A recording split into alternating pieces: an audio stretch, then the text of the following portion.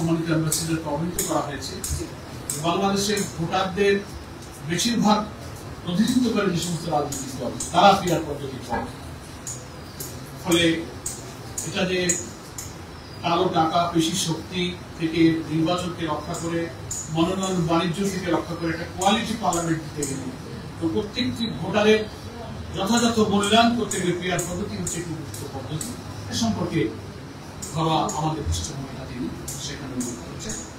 এই মোটামুটি এইসব বিষয়ে আলোচনা হয়েছে এবং কোরিয়া, চীন, জাপান, পার্শ্ববর্তী সব দেশগুলো আমাদের যে উন্নয়ন অংশীদার, তার মধ্যে কোরিয়াও আমাদের একটা অন্যতম উন্নয়ন অংশীদার। তার সাথে দ্বিপাক্ষিক ব্যবসা বাণিজ্য, শিল্প, অর্থনীতি, বিনিয়োগ ইত্যাদি সম্ভাবনা নিয়ে আমাদের মধ্যে আমাদের সঙ্গে মিস্টার ওয়ান সিংয়ের সঙ্গে গুরুত্বপূর্ণ সৌহার্দ্যপূর্ণ খোলামেলা আলোচনা হয়েছে।